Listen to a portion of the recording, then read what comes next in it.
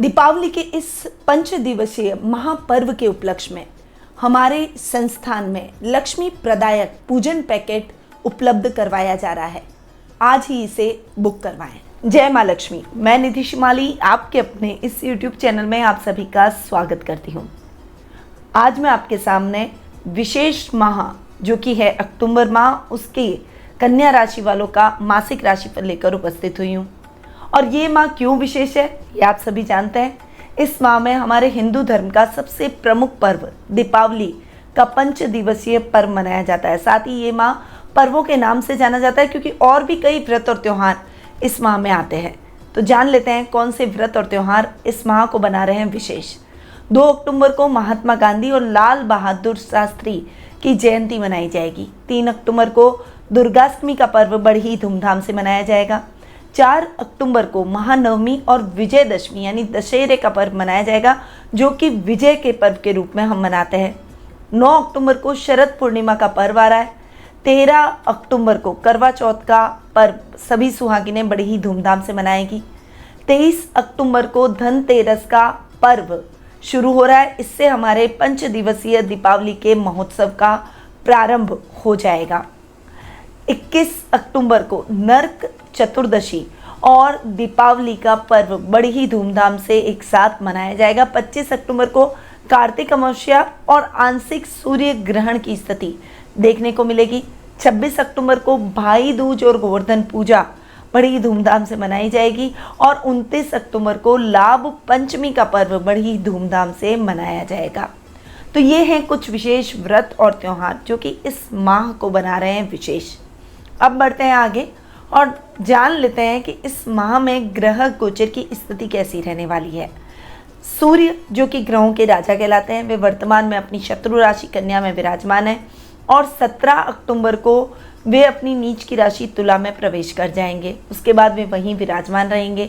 मंगल ग्रह जो कि वर्तमान में अपनी मित्र राशि वृषभ में विराजमान है और 16 अक्टूबर को वे अपनी अति शत्रु राशि मिथुन में प्रवेश करेंगे। गुरु ग्रह की बात करें तो वे इस पूरे माह अपनी ही राशि मीन में स्वग्रही होकर विराजमान रहेंगे। वहीं शुक्र ग्रह वर्तमान में अपनी नीच की राशि कन्या में विराजमान है और 18 अक्टूबर को वे अपनी खुद की राशि तुला में स्वग्रही होकर विराजमान हो जाएंगे। शनि ग्रह इस पूरे माह वक्री अवस्था में अपनी ही राशि मकर में स्वग्रही होकर विराजमान रहेंगे। राहु अपनी सम राशि मेष में और केतु अपनी शम राशि तुला में इस पूरे माह विराजमान रहने वाले हैं। तो ये है इस माह की ग्रह गोचर की स्थिति का हाल। और आपको बता दूं कि ये जो मैं राशिफल देती हूँ ये चंद्र गणनाओं पर आधारित होता है और आपकी राशि और लग्न दोनों पर समान रूप से प्रभावशाली ये राशिफल रहता है। तो आप दोनों के हिसाब से अपना राशिफल देख सकते हैं। अब आगे बढ़ते हैं और शुरू करते हैं कि कन्या राशि वालों के लिए ये अक्टूबर माह त्योहारों का माह कैसा रहेगा। तो सबसे पहले आपकी राशि स्वामी यानी बुध की बात करें जो कि आपके लग्नेशमी हैं, तो राशि स्वामी अभी वर्तमान में उच्च के होकर लग्न में बैठकर भद्र नामक महापुरुष योग बना रहे हैं। वहीं केंद्र के अंदर गुरु सप्तम भाव में स्वग्रही होकर हंस नामक महापुरुष योग बना रहे हैं। द्विकेंद्राधिपति योग की आपकी कुंडली बनती है और इसमें 4 केंद्र स्थानों के स्वामी हैं बुध और गुरु, और दोनों ही बहुत शानदार पोजीशन में इस माह रहने वाले हैं।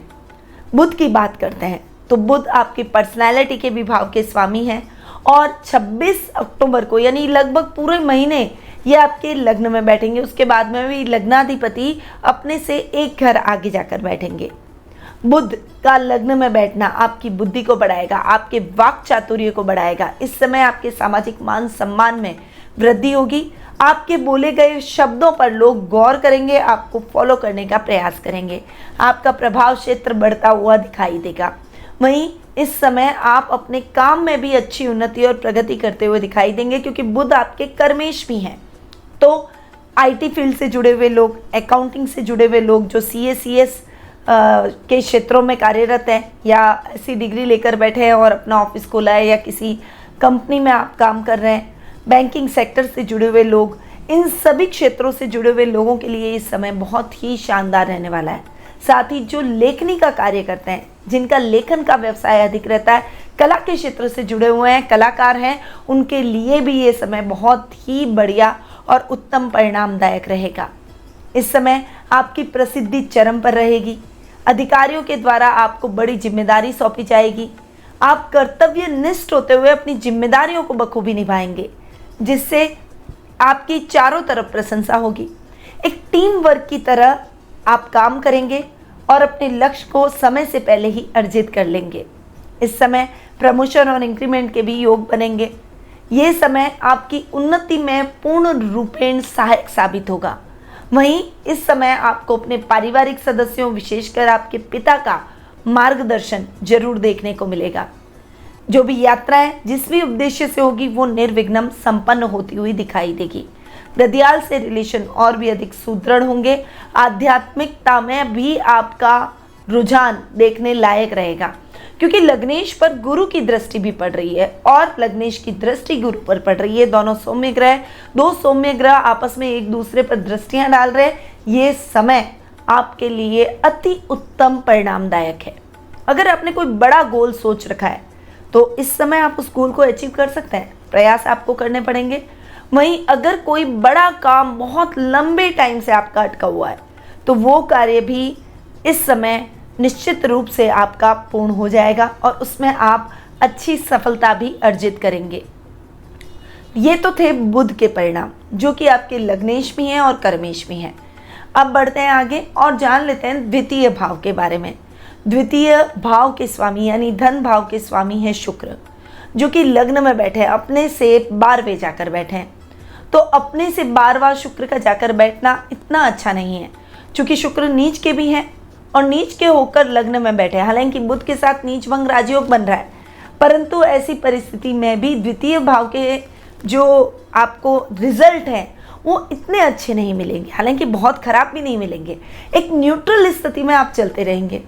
पर 18 अक्टूबर के बाद जब शुक्र अपने ही घर में यानी आपके द्वितीय भाव धन भाव में आ जाएंगे तो परिस्थितियां विपरीत हो जाएगी, यानी चेंज होती हुई दिखाई देगी और बहुत शानदार रिजल्ट आपको शुक्र के देखने को मिलेंगे। इस समय आपके धन में वृद्धि होगी, रोजमर्रा के लाभ में वृद्धि होगी, आपके कुटुंब में मान सम्मान और वाणी से आप सबको मोहित करते हुए नजर आएंगे।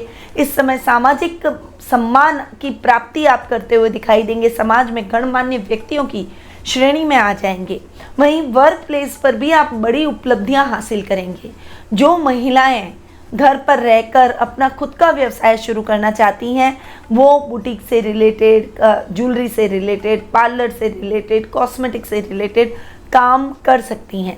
उनके लिए ये समय बहुत ही उपयुक्त है। और जो ऑलरेडी कर रही है वो अपने लाभ की स्थितियों में उत्तरोत्तर वृद्धि प्राप्त करेंगी, परंतु ये सब कार्य होंगे 18 अक्टूबर के बाद, क्योंकि उससे पहले तो शुक्र नीच के हैं तो वो आपको इतना अच्छा फायदा नहीं देंगे। परंतु आपका कर्तव्य है कि 18 तारीख तक आप अपने मेहनत में किसी भी प्रकार की कमी ना रखें। लगातार आप मेहनत और प्रयास करते चले जाएं, उसके फल आपको 18 के बाद में जरूर मिल जाएंगे। तो 18 अक्टूबर के बाद का समय शुक्र के बेहतरीन परिणामों को आपके जीवन में लेकर आएगा। बहुत शानदार रिजल्ट भी आपको शुक्र के देखने को मिलेंगे। ये समय आपके योग्यता के अनुसार आपको परिणाम की प्राप्ति भी करवाएगा।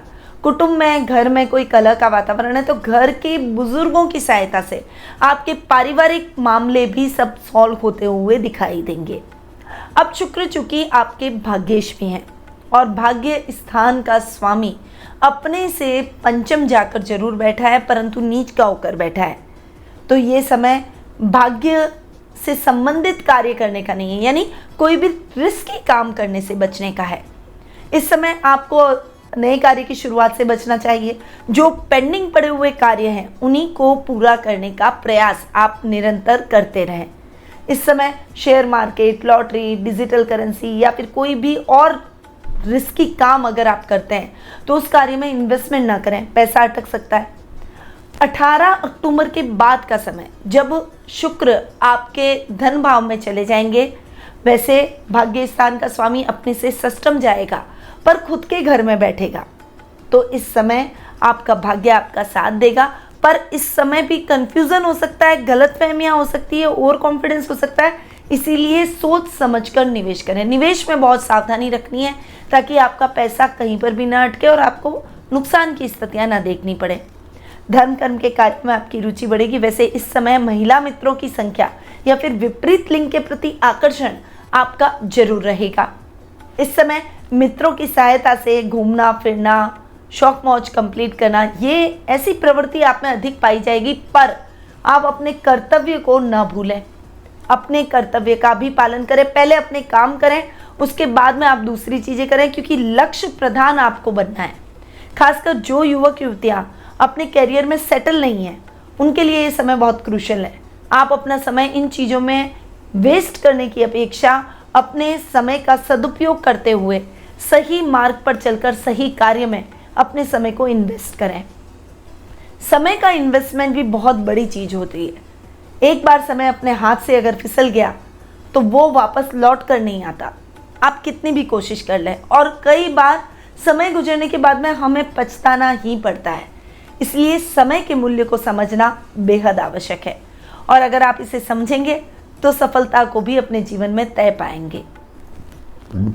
अब आ जाते हैं तृतीय भाव पर। तृतीय भाव की बात करें तो तृतीय भाव के स्वामी हैं मंगल, जो कि भाग्य स्थान में जाकर बैठ रहे हैं। मंगल का भाग्य स्थान में मित्र राशि में जाकर बैठना बहुत अच्छा, और अपने घर को देखना और भी अच्छा, क्योंकि तृतीय भाव इतना अच्छा नहीं होता। त्रिक स्थान है ये। त्रिक स्थान का स्वामी अपने ही घर को देख रहा है तो बहुत ही अच्छा। इस समय आपके कार्य जो भी अटके हुए हैं वो द्रुत गति से संपन्न होंगे। अगर कार्य आपके राजनीति से जुड़े हुए हैं तो वो कार्य अब सरलता से संपन्न होते हुए दिखाई देंगे। भाई बहनों के साथ अगर बॉन्डिंग बिगड़ी हुई है या फिर आप इस बॉन्डिंग को और सुदृढ़ करना चाहते हैं तो ये समय आपके लिए बहुत ही उपयुक्त बना हुआ है। भाई बहनों का पूरा साथ और सपोर्ट भी आपको मिलेगा। यदि आप लोग पैतृक व्यवसाय साथ में करते हैं तो ये समय आपके व्यवसाय में अच्छी उन्नति और तरक्की, अच्छे परिणामदायक रिजल्ट लेकर आएगा। आप सभी मिलकर एक संगठित होकर अगर आप काम करेंगे तो अपने व्यापार को, अपने बिजनेस को आप नई ऊंचाइयां इस समय दिलवा पाएंगे। आधा महीना बहुत ही बढ़िया है। कोई भी टेक्निकली काम में आपको महारत हासिल होगी और उस काम में आपको सफलता भी मिल पाएगी। वहीं जब 16 अक्टूबर को मंगल आपके दशम भाव में जाकर बैठेंगे, यानी मिथुन राशि में चले जाएंगे, तब मंगल के रिजल्ट इतने अच्छे आपको तृतीय स्थान के हिसाब से नहीं मिलेंगे, क्योंकि अति शत्रु स्थान में भी बैठे हैं और अपने से अष्टम जाकर बैठे हैं। तृतीय भाव के स्वामी का अपने से अष्टम जाकर बैठना इतना अच्छा रिजल्ट आपको नहीं देगा। त्रिक स्थान का स्वामी अपने से अष्टम बैठ रहा है तो काम में कहीं ना कहीं दिक्कतें, अटकाव जरूर ला सकता है। इसलिए जो भी जरूरी काम है वो 16 तारीख से पहले कंप्लीट कर लें, और फिर आप अपने रूटीन के कार्यों को सिस्टमैटिक ढंग से और केयरफुल तरीके से पूर्ण करते चले जाएं। किसी के बातों में नहीं आना है और जल्दबाजी में निर्णय नहीं लेना है।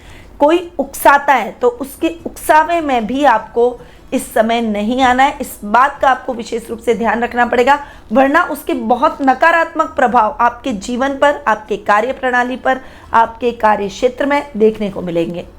तो थोड़ा सा आपको संभल कर रहना है। अब मंगल आपके अष्टम भाव के भी स्वामी हैं और अष्टमेश अपने से एक घर आगे जाकर बैठ रहा है। 16 अक्टूबर तक की परिस्थितियां बहुत ही अच्छी रहने वाली है। बहुत सिस्टमैटिक ढंग से आप अपने कार्यों को करेंगे। यात्राएं अच्छी होंगी और यात्राओं में परिणाम और भी अच्छे होंगे। इस समय टेक्निकल फील्ड से जुड़े हुए लोगों को बहुत अच्छा लाभ देखने को मिलेगा। वहीं इस समय आप कोई भी काम हाथ में लेंगे उसे पूरा करके ही दम लेंगे। परंतु 16 अक्टूबर के बाद का समय अष्टम भाव के हिसाब से भी अच्छा नहीं है। अपने से तृतीय मंगल जाकर बैठेंगे, हालांकि आपकी पावर को बढ़ाएंगे, परंतु ये पावर नेगेटिव दिशा में न लगे, इस बात का आपको ध्यान रखना पड़ेगा। अग्रेशन, गुस्सा, जो आपकी स्ट्रेट फॉरवर्डनेस है, उसे थोड़ा सा सोच समझकर इस्तेमाल करें। देखिए, एंगर भी नेगेटिव तब होता है जब हम उसे बेवजह अपने जीवन में लेकर आते हैं या बेवजह इस्तेमाल करते हैं। गुस्सा एक ऐसी चीज है कि आपको पता होना चाहिए कि इसका इस्तेमाल कब और किस जगह करना है, तभी वो गुस्सा आपके लिए लाभदायक है, वरना बहुत हानिकारक है। वहीं इस समय आपकी स्ट्रेट फॉरवर्डनेस, देखिए स्ट्रेट फॉरवर्ड होना गलत नहीं मानती मैं, क्योंकि ऐसे लोग मन के बहुत साफ दिल होते हैं और अपनी बातों को साफ साफ कह के मुक्त हो जाते हैं। किसी के बारे में भी वो मिथ्या मैनिपुलेशन अपने दिमाग में नहीं पालते। पर इस समय आपको संभल कर रहना है, कब किस समय कौन सी बात कहनी है ये भी एक कला आनी चाहिए। हमारा मन बहुत साफ है, परंतु हम गलत समय पर अगर किसी के लिए अच्छी बात भी गलत तरीके से कह दें तो वो व्यक्ति न तो आपके बात के प्रभाव में आएगा, ना आपकी बात समझेगा और इवन आपकी छवि भी उसके लिए नेगेटिव हो जाएगी। तो इन चीज़ों पर काम करते हुए आपको अपने जीवन में आगे बढ़ना है। अब आ जाते हैं सुख स्थान पर। सुख स्थान की बात करते हैं। मैंने आपको पहले भी बताया कि द्विकेंद्राधिपति योग है और गुरु हंस नामक महापुरुष योग आपके सप्तम भाव में बना रहे। सुखेश और सप्तमेश गुरु हैं और सप्तम भाव में स्वग्रही होकर बैठ रहे हैं। गुरु का सप्तम भाव में स्वग्रही होकर बैठना और वो भी हंस नामक महापुरुष योग बनाना, बुध की दृष्टि गुरु पर पड़ना, बहुत शानदार परिणामों की प्राप्ति आप इस समय करने वाले हैं। ये समय आपके सुखों में वृद्धि करेगा, आपकी लग्जरी में वृद्धि करेगा। घर के रखरखाव पर आपका खर्चा होगा, परंतु आप अपने घर का इंटीरियर इस समय बदल सकते हैं, घर को रिनोवेट करा सकते हैं। बहुत लंबे टाइम से अगर सोच रहे हैं तो ये कार्य आपके इस समय संपन्न हो जाएंगे। अगर नए घर का सपना भी है तो वो भी इस समय पूरा होता हुआ दिखाई देगा। नई नई प्रॉपर्टी आप इस समय बनाते हुए दिखाई देंगे और आपका कॉन्फिडेंस लेवल देखने लायक रहेगा। परंतु सतर्कता के साथ आपको आगे बढ़ना है। आप इस समय ऊंचाइयां छू रहे हैं। कई लोग आपसे ईर्ष्या करने वाले भी होंगे, आपकी तरक्की और उन्नति से जलने वाले भी होंगे। तो इस समय आपको इतना संभल कर रहना है ताकि उन लोगों को मौका न मिले आपके जीवन में किसी भी प्रकार के नकारात्मक परिणाम लाने का। गुरु चूंकि सप्तमेश है तो व्यापार में भी आपका मैनेजमेंट बहुत तगड़ा रहेगा और आपके मैनेजमेंट की वजह से कंपनी को बहुत बड़ा लाभ भी प्राप्त होगा। आपका वाक चातुर्य, आपकी समझदारी के चर्चे चारों तरफ होंगे। बुध और गुरु की जो ये पोजीशन है और आपस में एक दूसरे को देखने की यानी दृष्टि संबंध है, ये आपको बहुत शानदार रिजल्ट दिलवाता हुआ दिखाई देगा। बुद्धिमत्ता के साथ साथ समझदारी, मैच्योरिटी व्यक्ति को अलग ही ऊंचाइयों पर लेकर जाती है। उसकी उन्नति में बाधक सभी रास्ते खत्म हो जाते हैं और उन्नति तय हो जाती है। वो व्यक्ति सफलता के नए आयाम पर पहुंच जाता है। तो गुरु और बुध के शानदार रिजल्ट आपको देखने को मिलेंगे। यहाँ पर जो लोग अविवाहित हैं उनके लिए भी ये समय बहुत शानदार है, क्योंकि विवाह के लिए आपको अपना योग्य जीवन साथी जरूर प्राप्त हो जाएगा।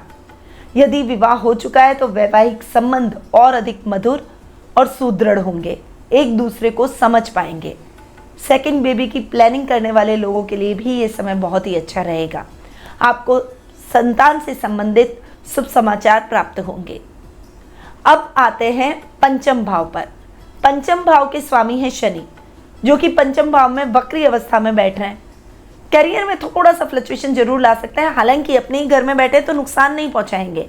पर चूंकि शनि वक्री है और शनि जब वक्री होते हैं उसका इफेक्ट जरूर व्यक्ति के जीवन पर पड़ता है और थोड़ा सा नेगेटिव पड़ता है। इसलिए शनि के नेगेटिव रिजल्ट से बचने के लिए आपको बहुत ईमानदारी और मेहनत कश बनना पड़ेगा।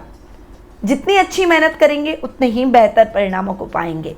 गलत मार्ग अपनाया, चीटिंग करने की कोशिश की या फिर गलत तरीके से अपने कार्यों को करने का प्रयास किया तो निश्चित रूप से आप शनि के दंड के भागी बन जाएंगे। खासकर विद्यार्थी वर्ग इस समय नकल से आगे बढ़ने का प्रयास न करें, केवल अपनी मेहनत पर विश्वास रखें और अपने आत्मविश्वास के दम पर आगे बढ़े। देखिए, कॉन्फिडेंस होना बहुत ज़रूरी है। ओवर कॉन्फिडेंस होना बहुत खराब है और अंडर कॉन्फिडेंट भी बिल्कुल खराब है। इसलिए अपने मन में जो भी आपने पढ़ाई की है उसके बारे में आप याद करते रहिए, उसको रिकॉग्नाइज करते रहिए। निश्चित रूप से परिणाम आपको सकारात्मक ही मिलेंगे। अपने ऊपर भरोसा तो करके देखिए।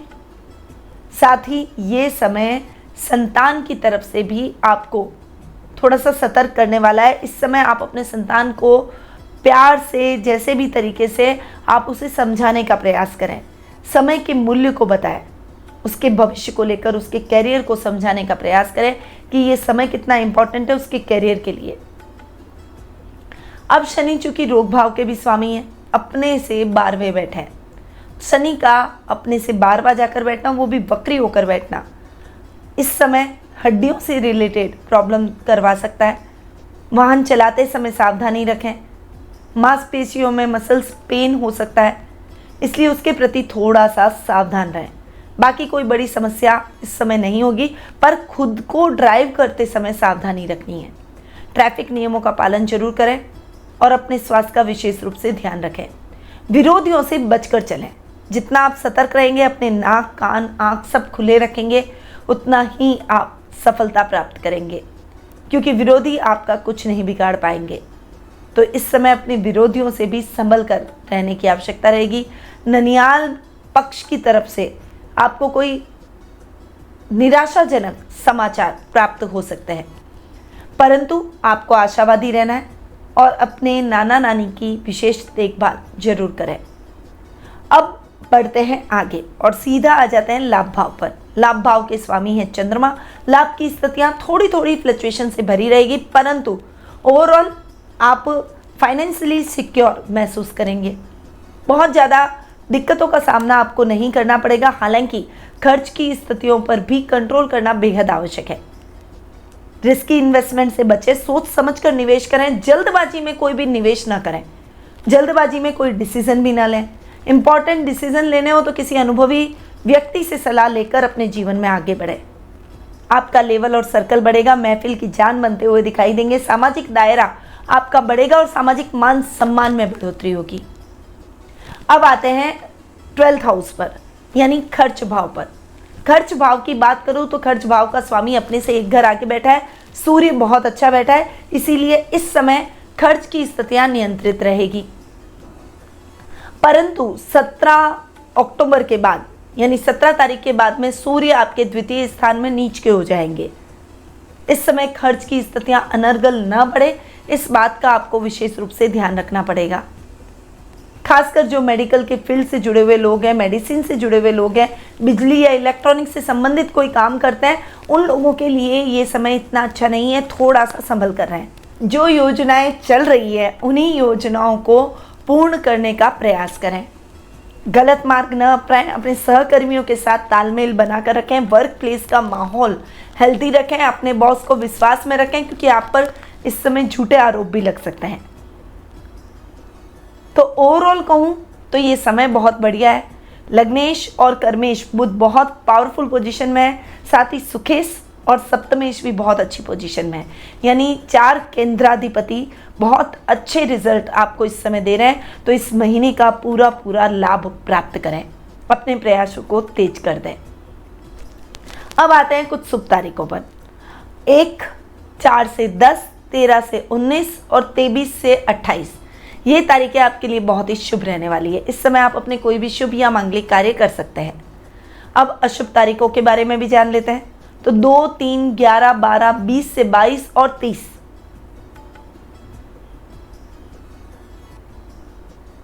तो 2, 3, 11, 12, 20 से 22, 29 और 30 ये तारीखें आपके लिए थोड़ी सी केयरफुल रहने वाली है। इस समय ध्यान देकर अपने कार्यों को करें, थोड़ा सा सतर्क रहें। अब आते हैं शुभ रंग पर। तो हरा, नींबू पीला, गहरा बॉटल ग्रीन कलर, अमरसिया येलो कलर, ऑरेंज कलर, ये कलर आपके लिए बहुत ही शानदार रहने वाले हैं। आप येलो के और ग्रीन के शेड्स ले सकते हैं और कोई भी इंपॉर्टेंट मीटिंग हो, कोई भी जरूरी काम हो या शुभ काम हो तो इन रंगों का उपयोग जरूर करें। अब आते हैं उपाय पर। उपाय क्या करने चाहिए? तो बुध अष्टोत्तर नामावली का पाठ जरूर करें। चांदी का छल्ला अपने हाथ में धारण करें। कमल गट्टे की माला से माता लक्ष्मी के मंत्रों का जाप करें और फिर उस माला को माँ लक्ष्मी के मंदिर में चढ़ाएं। कन्याओं को भोजन जरूर कराएं। तो ये कुछ विशेष कार्य हैं, विशेष उपाय हैं जो कि आपको इस महीने करने चाहिए।